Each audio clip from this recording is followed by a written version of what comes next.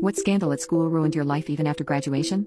I did unspeakable things at a house party and I don't think I can go to college now because of it. Last month my best friend and I got invited to this massive house party during homecoming weekend. I always steer clear of parties just to avoid any potential bullying because unfortunately I was a bigger person. My friend on the other hand was skinnier, so she had nothing to worry about. Keep that in mind. My friend is the kind of person who is freakishly obsessed with maintaining her weight. Her philosophy is to not work out much but to focus on the vitamins and food she eats. She knows all about intermittent fasting, taking supplements like Ovuelite to curb her appetite, and does a biphasic sleep schedule to make sure she gets proper sleep to walk more during the day. Yeah, the whole kit and caboodle. So when a skinny girl wants to go to a party, they're obviously gonna have a better experience than someone such as me. But I actually had nothing better to do. And I'm a bit of a masochist, so I went with her to the party. There's 2 rules at our high school parties. The male to female ratio is 1 to 4. So typically, what you'll find is a bunch of guys waiting outside the house to join a group of girls to get in the party. As a girl, you just want to get through the desperate crowd of guys like they're shoe shiners in a mall. So when we approached the party, a couple guys immediately pounced on my friend but started hesitating with me. Suddenly all these desperate men just didn't care that much about getting in anymore.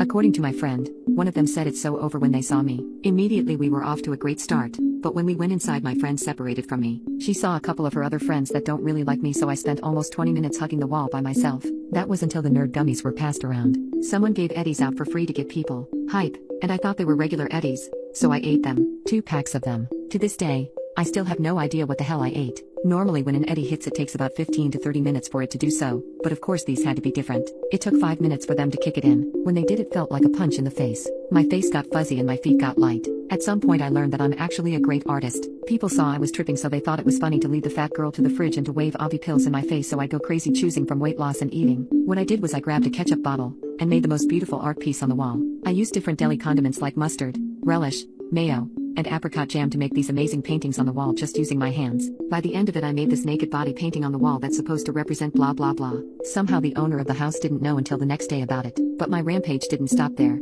For some reason my body was near immune to pain, so people used me as a party trick and had me jump off tables and chairs onto a pile of Legos without my clothes on. Remarkably, I have God to thank because I didn't get a single scratch on me somehow. I did just get a bunch of Lego markings from them sticking onto my skin. But the thing that happened next, I truly never happened at all. My body was on fire and I needed to pee somewhere. People pushed me in the directions of the bushes to go pee like I was the family dog. So that's what I did.